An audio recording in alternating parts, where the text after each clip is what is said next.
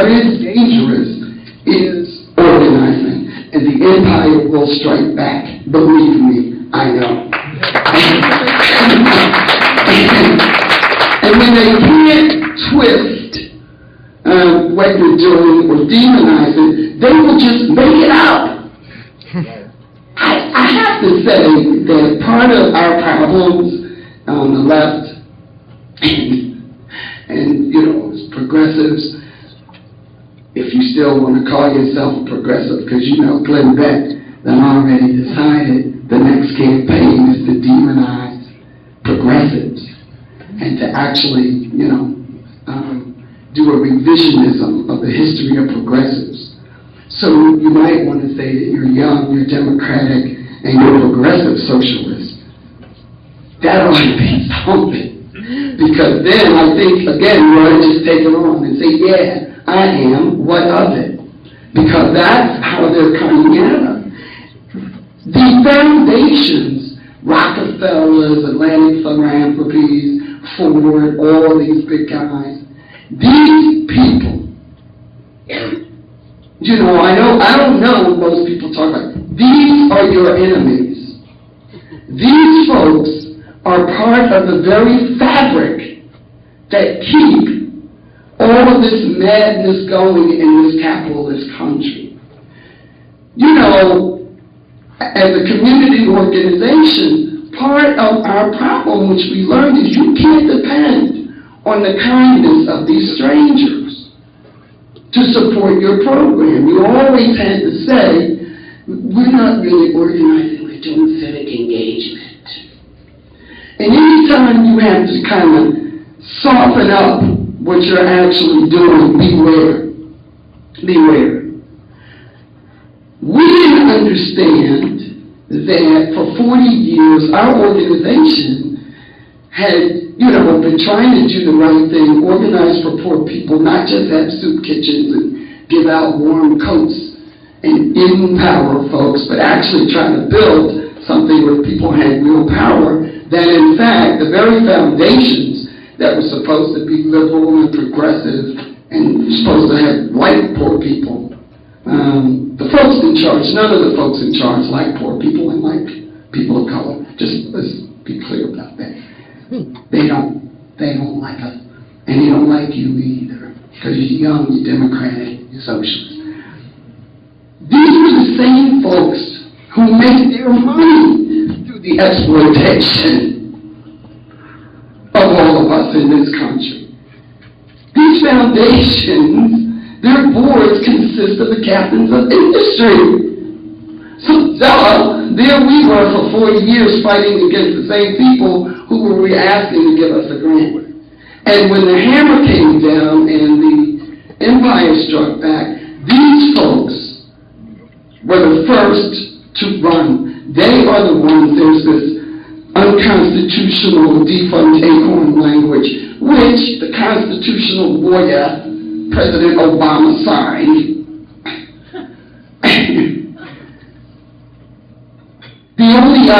The last time there was this bill of attainder where a group of people were singled out was these government employees that happened to be socialists. It was finally declared you cannot do that because the founding father says you cannot hold down any group for infamy, but you know, our constitutional president, I guess he was that class. Foundations in this country are just like corporations. They're huge. They control a lot of public opinion. And if you are progressive in any way, they will be the first ones to come and crush you. So folks really, you know, as Joe says, that's a dirty little secret. That's a dirty little. And that brings us to the attack on us, on Acorn and the Working Families Party, and you know, organization after organization. Ladies and gentlemen, people, if there's nothing else I can impart on you today, you should, yes, be afraid and pissed off and angry because it is us today. It is you tomorrow. And it probably is you today. Don't think that you are too small to be noticed. They are coming, and they are coming after you, and they are going to be brutal and oppressive. They've already shown it to you. So when Joe says organize, get out into the street, you really have got to circle the wagons. This is not rhetoric or hyperbole. This is real. This is real. They will come after you, after your mother, after your father, after your sister, and after your brother. Believe me. When you heard about the Bush administration wiretapping people, did you think that that didn't apply to you? This is the crisis when we talk about economics, because it's always about the money. Always about the money. Where are the fundamental things? Food, clothing, shelter. Just so you can live. And what is being attacked? Your food, the ability to clothe yourself, and your shelter, and a foreclosure crisis.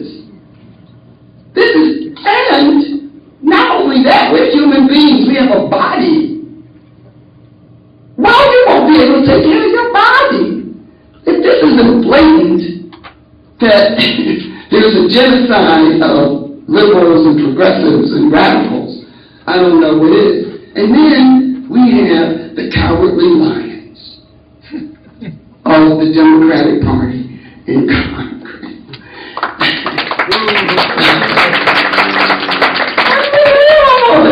We need a third party in this country. We need a third party, and it ain't for tea. We need a third party in this country. Because no matter what, one thing you can say about that dumbass Bush and those Republicans, they didn't give a damn. Millions, billions of dollars, faith-based initiative. You got something to say about it? Didn't bother, didn't matter. Deregulation, no regulation, we don't care, it's a big party. We won, our folks are in, and we're going to reward our buddies. No problem. It didn't care what you thought or the Democrats thought. War? There's no reason to go to war, but we're going to make up one. Even Carl Rove right now, that bastard. Oh yes, there was no WMDs and we knew it, but you know, we used it. We should have lied more. And there's no coincidence. This rise of this Tea Party so-called movement, bowel movement in mind, and this blatant uncovering and ripping off the mask of racism. Have you seen anything like this? I mean, this used to be, you know, what folks were talking about, like in Selma, Alabama. You know, when there was a struggle for civil rights. Have you seen this? Absolutely. It's just like, it's okay. It's okay. You know, some guy sends out an email to all of his Republican friends for a fundraiser, making a joke about, have you seen, you know, Tarzan's cheetah lately? Remember Cheetah? Did you see those old great Tarzan movies? Cheetah the chimp. Oh yeah, Cheetah's doing quite well. She went to law school, and now she's living in the White House. And there's a picture of Michelle Obama, you know, pursing her lips